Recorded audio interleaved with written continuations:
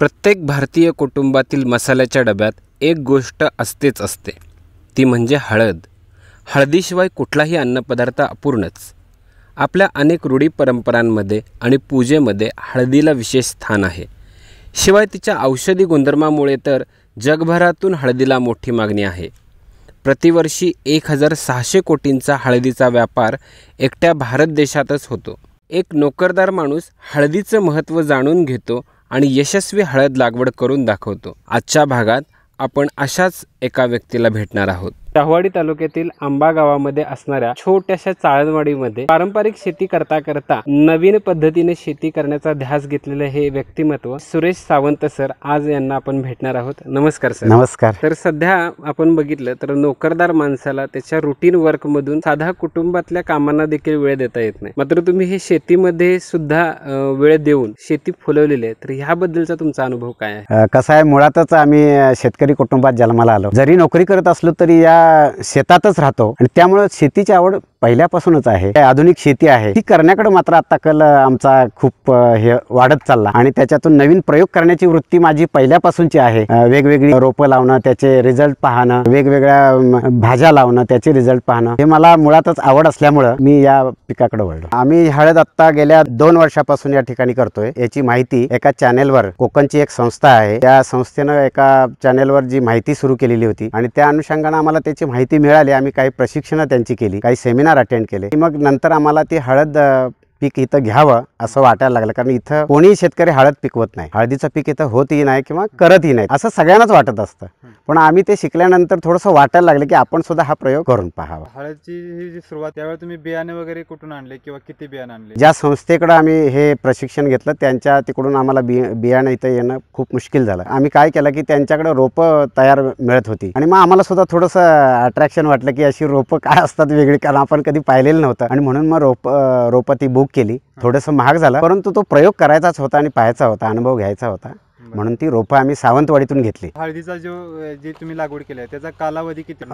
हळदीचं पीक हे तसं खूप कालावधी घेणार आहे, की जसं की आपली पारंपरिक पिकं आहेत 4 महिन्यामध्ये, 3 महिन्यामध्ये, 6 महिन्यामध्ये होणार आहे. परंतु हळदीचं पीक कमीत कमी 10 महिन्याचं आहे आणि त्याची लागवड साधारणतः एप्रिल मे म्हणजे अक्षय तृतीया हा मुहूर्त धरला जातो काही भागामध्ये, सिंचनाची जिथं व्यवस्था आहे तिथं. आणि मग पुढे ते साधारण मार्च एप्रिल, तर काही शेतकरी ते मे मध्ये सुद्धा घेतात, म्हणजे ते सुप्तावस्थेत शेतातच ठेवतात आणि त्यानंतर जशी त्यांना गरज असेल, जशी त्यांना सवड असेल त्या पद्धतीने ते पिकाची काढणी करतात. हळदीच्या लागवडीमध्ये आपल्याला भरणी नावाची प्रोसिजर आहे, तर ही प्रोसिजर नेमकी काय आहे? हळदीचे जे आपण बेड तयार केलेत किंवा सरी आपण म्हणूया, बेड आणि सरीत फरक आहे थोडा. बेड रुंद असतो तर सरी सिंगल ह्याच्याला असते. तर त्याच्यामध्ये पावसामुळे धूप होते, माती खाली जमिनीवर घसरत येते आणि मग तो बेड छोटा छोटा होतो. हळदीचा कंद हा मातीमध्ये खूप वाढत असतो. त्याची स्ट्रेंथ जशी जशी वाढेल तसा मातीचा आकार खूप असायला हवा, नेमका तो त्यावेळेला नसतो. आणि म्हणून साधारणतः ऑगस्टच्या आसपास आम्ही भर घालून घेतो. जी आपण लागवड केलेली ही किती क्षेत्रामध्ये आहे आणि किंवा ह्याच्यामध्ये तुम्ही काय वाढ करण्याचा नंतर काय विचार आहे का तुमचा? ही लागवड साधारण 10 गुंठ्यावर आता केलेली आहे आणि ते क्षेत्र आम्ही नंतर वाढवणार आहे. जेव्हा पीक काढणीस तयार होते तर त्यावेळेला ते ओळखायचं कसं की हे काढणीस तयार झालेलं आहे? हळदीचं पीक आता जसं मी मगाशी म्हटल्याप्रमाणे की 10 महिन्याचं कमीत कमी पीक आहे, 8 महिने ते 10 महिने कालावधी. या कालावधीमध्ये त्याची पानं ही आपोआप सुकत येतात आणि हळदीची पानं पूर्ण बेडवर त्या खाली चिकटली म्हणजे ती सुकल्यानंतर खाली पडतात.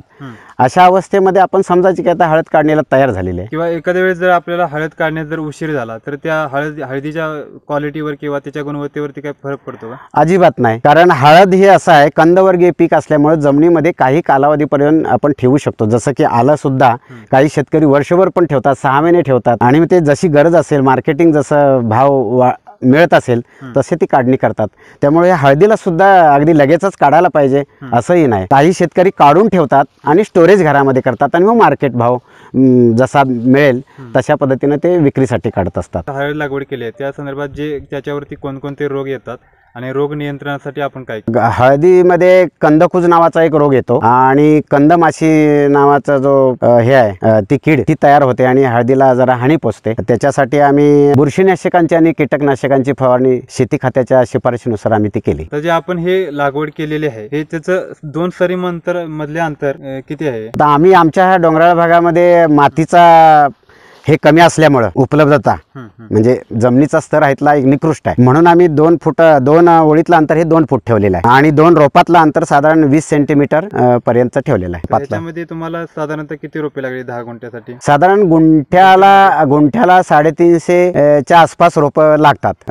आम्ही ह्या केल्या आमच्या लागवडीच्या पद्धतीनुसार. तुम्ही जे ह्याला ठिबक सिंचन केलेलं आहे तर त्याला पाणी देण्याचं तुम्ही किती दिवसातून नियोजन करता? आता पाऊस थांबल्यानंतर साधारण 15 दिवसानंतर आम्ही एक 4-8 दिवसानंतर पाणी देतो. जसा उन्हाळा वाढेल म्हणजे जानेवारीच्या आसपास मग पाण्याच्या पाळ्या जरा लवकर द्याव्या लागतात, कारण इथं निचऱ्याचं प्रमाण जास्त आहे आपल्या जमिनीमध्ये, म्हणून आम्ही पाणी मग 4-4 दिवसानंतर त्याला 1-2 तास पाणी देतो. काढणीची प्रोसेस म्हणजे कशी काढता? कोणी अवतार साहाय्याने किंवा यंत्राच्या साहाय्याने किंवा त्याच्यानंतर जे काढलेले आपले कंद आहेत त्याची प्रक्रिया कशी करता तुम्ही? हळद काढणी तशी माणसेच्या मार्फतच करतो, खणून आम्ही ती काढतो, कारण यंत्राच्या साहाय्याने काढण्यासाठी एवढं मोठं क्षेत्र आपल्याकडे नाही आणि यंत्राची उपलब्धता पण आपल्या भागामध्ये नाही. माणसांच्या करवी काढायची, ती स्वच्छ करायची आणि त्यानंतर मग त्याची शिजवण्याची प्रक्रिया चालते. ती आम्ही मोठ्या पातेल्यामध्ये शिजवतो आणि ती साधारणतः त्या सालीच्या बाहेर आपलं नख जे आहे ते नख रुतल्यावर आपण समजायचं, टेस्ट घेताना पण समजायचं की आता हळद ही शिजलेली आहे आणि मग ती गाळणीच्या साहाय्याने किंवा ह्याच्या साहाय्याने आम्ही बाहेर काढतो आणि सुकत घालतो. सुकलेली जे हळकुंड असते त्याची पुढील प्रक्रिया कशी करता? सुकलेली हळद साधारण 20 दिवस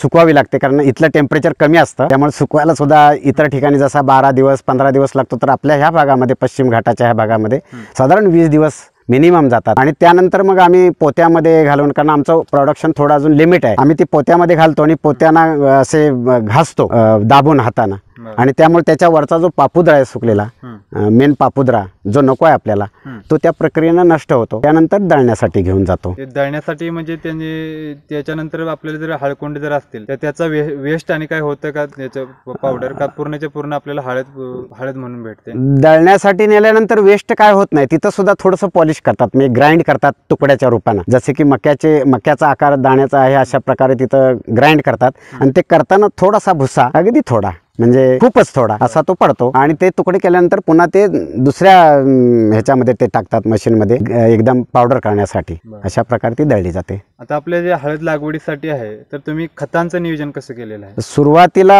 आम्ही कृषी खात्याच्या शिफारशीनुसार त्याच्यामध्ये काही खतं वापरली. विशेष करून आम्ही खरं म्हणजे रासायनिक खतं वापरतच नाही, कारण आपण सगळेजण ऐकतोय की रासायनिक खताचे मानवी जीवनावर विपरीत परिणाम होत आहेत आणि त्यामुळे आम्ही त्याच्यापासून थोडेसे दूर आहेत. जरी शिफारशी खूप असल्या आपल्याला कृषी खात्याच्या संपर्कात आम्ही असल्यामुळे, तरी परंतु आम्ही शेणखतावर आणि लेंडी खतावर भर यावर्षी जास्त दिला. आता याच्यामध्ये आम्ही सुरुवातीला शेणखत बारीक करून घातलं नांगरणीच्या अगोदर आणि त्यानंतर मग पाऊस ऑगस्टच्या दरम्यान आम्ही लेंडी खत घातला रोपाच्या कडेला उकरून थोडंसं दोन्ही बाजूला असं मूठ अशा प्रकारे भुकटी केलेलं लेंडी खत घातलं. त्याचा हा ग्रोथ आहे. तुमच्या ह्या क्षेत्रामध्ये हळद ह्या पिकाची निवड केलेली आहे, तुम्हाला असं काय वाटलं की हळदच करावं? जसं मी तुम्हाला मगाशी म्हटलं की लाल मातीतलं पिवळं सोनं हे वाक्य सतीश परब यांच्या त्या सुवर्ण कोकण नावाच्या संस्थेकडून मी ऐकलं होतं आणि ते ऐकता खरोखर खूप मनाला खूप भावलं ते आणि खूप पटलंही ते. म्हणजे भावना आणि पटणं हे सगळ्यात महत्त्वाचं माणसाला कर्तृत्वाकडे नेतं. तोच कायसा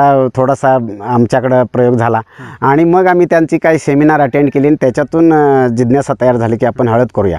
दुसरी महत्त्वाची गोष्ट की आमचा जो भाग आहे हा टोटली जंगली भाग आहे, फॉरेस्ट एरिया आहे आणि या ठिकाणी अनेक जंगली स्वापदं पिकाची नासधूस करतात आणि मग आम्हाला वाटलं अरे आमचं भात पीक आणखी इतर नाचणी वगैरे जी पिकं आहेत ती नष्ट करतात, पण हळद कोणी खाणार नाही असं वाटायला लागलं. आणि आम्ही प्रत्यक्ष जेव्हा शेती केली आणि त्याचा अनुभव घेतला, गवारेडे ह्या शेतामध्ये आले, थोड्या प्रमाणात थोडीशी पानं खाल्ली, पण त्यांना काय बाकी खायला ती रुची वाटली नाही, म्हणजे त्यांनी खाल्लं नाही.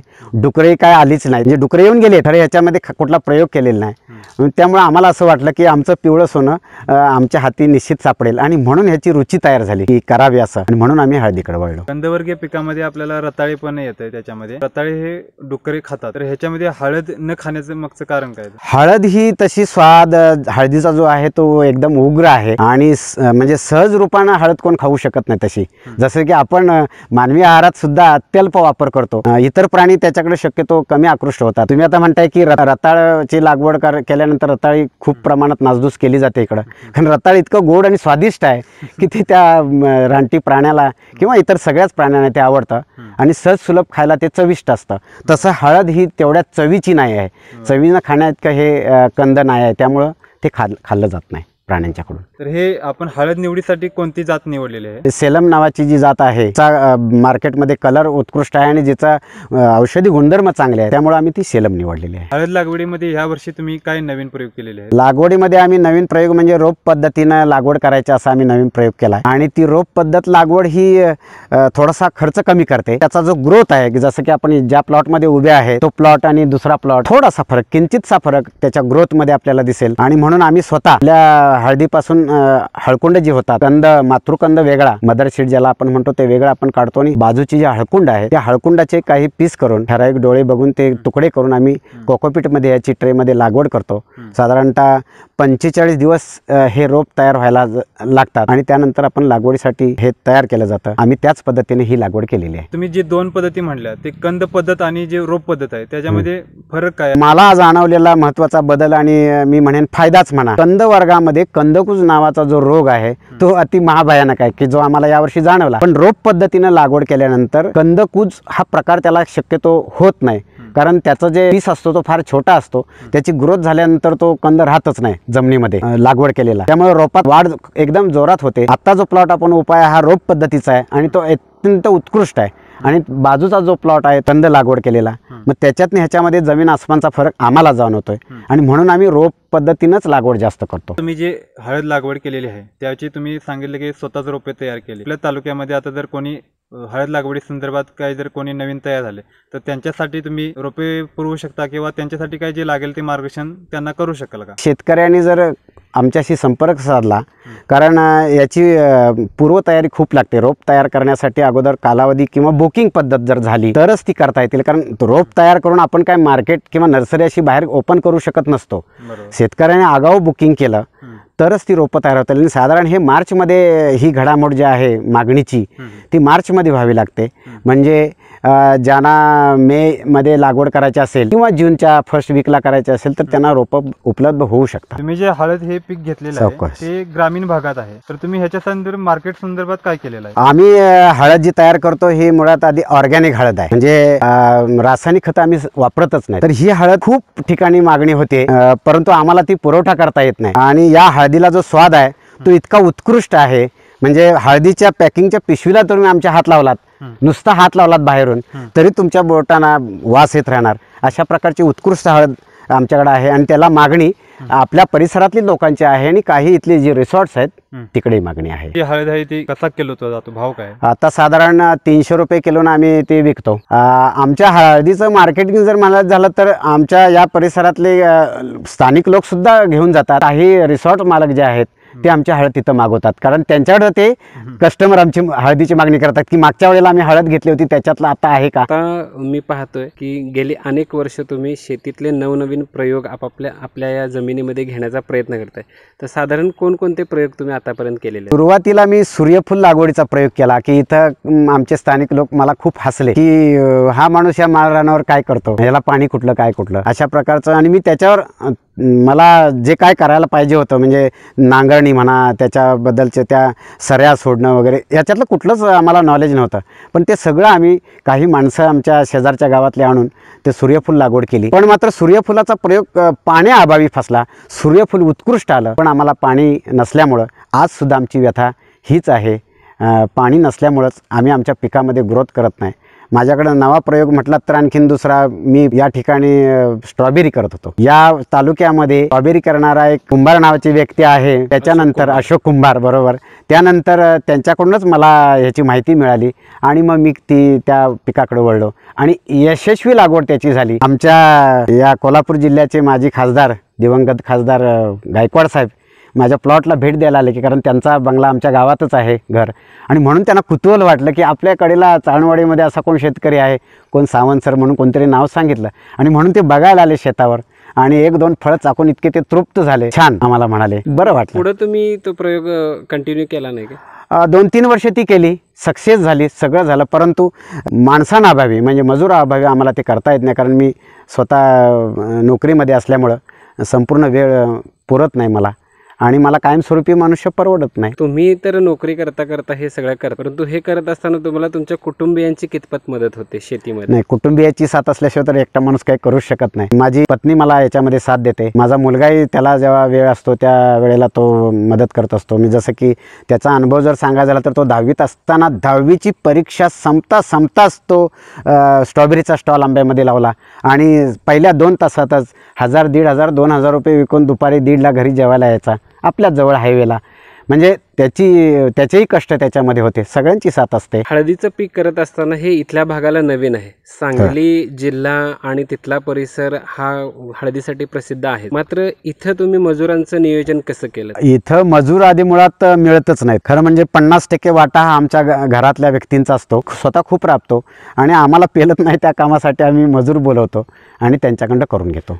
आणि साधारण किती वेळा आपल्याला ह्या हळदीच्या पिकामध्ये भांगलणी किंवा इतर मजुराची जी कामं आहेत ती किती वेळा करायला लागतात आणि कोणत्या प्रकारचे? हा भाग डोंगराळा असल्यामुळे मातीची धूप प्रचंड प्रमाणात होते, आणि या भागामध्ये गवताचं प्रमाण जास्त आहे. म्हणजे जसं की पाऊस उघडल्यानंतर गवत पुन्हा वाढतं, आणि ते काढलं की पुन्हा दुसरं गवत येतं. म्हणजे गवताची वाढ ही सतत होत असते. आता ही हळद आम्ही 2 वेळा भांगलन केली. 2 वेळा किमान भांगलन इथं करावीच लागते. भांगलणीचा जो त्रास आहे किंवा खर्च आहे हा टाळण्यासाठी तुम्ही काय वेगळा विचार केला आहे? विचार तर आलाच डोक्यात, कारण एवढ्या क्षेत्रावर जर सतत माणसांच्याकडून म्हणजे मजुरांच्याकडून भांगलणी करायची म्हटली तर त्याची मजुरी पण जास्त होते, आणि मग उत्पादन आणि मजुरी ह्याचा मेळ शेतकऱ्यांना बसत नाही. आणि म्हणून माझ्या डोक्यामध्ये एक कल्पना आली. आपल्याकडे जे वेस्टेज गवत, म्हणजे विशेष करून भाताचा पेंडा ज्याला आपण म्हणतो, ते गवत या सरीवर जर टाकलं, कारण तो प्रयोग मी एका भाजीच्या ह्याच्यामध्ये रताळ्याच्या प्रयोगात केला होता, तर त्याच्यावर मल्चिंग जर गवताचं म्हणतोय मी, आपल्याकडं ते प्लास्टिकचं करतो तो भाग वेगळा आहे,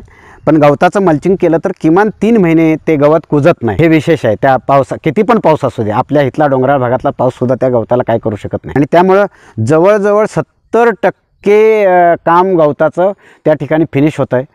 म्हणजे एखादी भांगलन अगदी कमी मजुरामध्ये करता येईल. म्हणजे दुसरी भांगलन आपल्याला टाळता येईल. आणि हे गवत म्हणजे भाताचं जे पिंजर असतं ते का? तेच पेंडा, आपण त्याला पिंजर म्हणतो, पेंडा म्हणतो. आणि त्या गवताचा दुसरा बेनिफिट असा की त्या गवताच्या खाली गांडूळ एवढी निर्मिती होते, आणि मुळात त्या भाताचं गवत हे पोषक असतं जमिनीसाठी, आणि त्याचं कुजून खत होणार. चाळणवाडीच्या आणि एकंदरीत आंबा पर्यटनाच्या विकासामध्ये बऱ्याच माणसांचा हात आहे. त्यापैकी हे एक व्यक्तिमत्व आहे. आंब्यामध्ये तुम्ही आलात तर या चारी बाजूनं डोंगराच्या कुशीमध्ये वसलेल्या चाळणवाडीमध्ये एक पर्यटकांच्या सेवेसाठी सावंत सर होमस्टे MTDCचं एक छोटंसं युनिट चालवतात. आणि तर इथं सर ज्यावेळेला पर्यटक येतो त्यावेळेला हे सगळं शेत आणि ह्या शेतातले नवनवीन प्रयोग बघून पर्यटकांची प्रतिक्रिया काय असते? आमच्याकडे जो पर्यटक येतो तो फॅमिली पर्यटक असतो, आणि ते इतके बेहद खुश होतात की शहराच्या धकाधकीतून आल्यानंतर त्यांना इथं हे जे नेचर जे आहे ते पाहिल्यानंतर वेगळ्या विश्वात आल्यासारखं वाटतं, आणि त्यांचा जो थकवा असतो तो मुळात दूर होतो. आणि आम्ही सुद्धा आपल्याच घरचे पाहुणे आहेत अशा प्रकारची आमची ट्रीटमेंट असते, आणि आपल्या शेतातल्या ज्या काय ॲक्टिव्हिटीज असतील त्या पण करून घेण्याचा प्रयत्न करतो. ओके, म्हणजे शेतामध्ये काम करण्याचा आनंद जो आहे तो तुम्ही पर्यटकांना तो चान्स त्यांना आम्ही देण्याचा प्रयत्न करतो. आता सध्याच्या स्थितीला तुमच्याकडे हळदी व्यतिरिक्त आणखीन कुठला नवीन प्रयोग तुम्ही आहे बघण्यासाठी? आता सध्या आम्ही एक भाताची लागवड केलेली आहे. भाताची लागवडीकडे आम्ही वळण्याचं प्रमुख कारण आमच्या गावचे आमचे सुपुत्र अमितदादा गद्रे त्यांच्या त्या प्रेरणेतून आणि त्यांनी सांगितल्यामुळे, त्याचं विशेष महत्त्व सांगितल्यामुळे भात पिकाकडे वळलो. त्याचं नाव आहे काळा जिरगा, आणि ते आम्ही नाव पहिल्यांदाच ऐकलं आणि पहिल्यांदाच ते पीक केलं, आणि पहिल्यांदाच तो आम्हाला इतका उत्साहवर्गत त्याचा आनंद आम्हाला स्वतःला मिळतोय की खूप खुश आहे मी. तो पारंपरिक पद्धतीने लावलाय का त्याच्यासाठी काही वेगळी पद्धत? नाही, आपली SRT पद्धत जो मोनेरा आपला ग्रुप आंब्यातला आहे त्या गटामार्फत आपण जी SRT पद्धतीची लागवड भाताची सगळ्यांनी केलेली आहे त्याच पद्धतीने ती लागवड केलेली आहे. मग पारंपरिक भात शेती आणि आत्ता केलेला SRTचा जो प्रयोग आहे याच्यामध्ये तुम्हाला काही फरक जाणवला? SRT पद्धत आणि आमच्याकडली जी भात लागवडीची चिखलनी पद्धत त्याच्यामध्ये खूप फरक आम्हाला जाणवला. जसं की भात लागवडीसाठी प्राथमिक तयारी आपल्या पश्चिम घाटाच्या ह्या आमच्या भागामध्ये त्याच्यासाठी राप तयार करणं, मग तो तरवा करणं, ती शेण गोवरी एकत्र करणे, ते जाळणं, पेरणं, मग ते नांगरणं आणि पुन्हा पेरणी करणं, रोप काढणं, लागवड करणं, लागवडीसाठी पाणी, त्याच्यासाठी लागणारे अवतांच्या बैलजोड्या आणि माणसं, ह्या सगळ्या गोष्टी, हा सगळा प्राथमिक जे कामांचा बोजवार आहे तो खूप मोठा असतो, खर्चिक असतो, वेळ काढू असतो. आणि या पद्धतीमध्ये तुम्ही तुमच्या जमिनीचा ओलावा पाहून किंवा तुमची कशी सोय असेल ओलिताची तसं पाणी देऊन तुम्ही नांगरट करू शकता. आणि ते SRTच्या ह्याच्यानुसार वाफे तयार झाले, गादी वाफे, की डायरेक्ट तुम्ही पेरणी करू शकता. आणि पेरणी झाल्यानंतर बस बाकीच्या गोष्टी त्या अगदी सोप्या आहेत. उत्पन्नामध्ये काही फरक? उत्पन्नामध्ये सुद्धा फरक निश्चित जाणवला. आता आम्ही आत्ता अलीकडेच भात कापणी केलेली आहे, त्या ग्रोथमध्ये निश्चित फरक आम्हाला जाणवला. आमच्या इथल्या मातीच्या पोतानुसार आम्हाला तो खूप बरा वाटला. समाधानी आहात तुम्ही? निश्चित समाधानी आहे. शाहूवाडीच्या या डोंगराळ भागामध्ये आपण सगळेजण राहतो आणि इथं बहुतांश लोक हे भात, नाचणी आणि नगदी पीक म्हणून ऊस ही काही मोजकी पिकं करतात.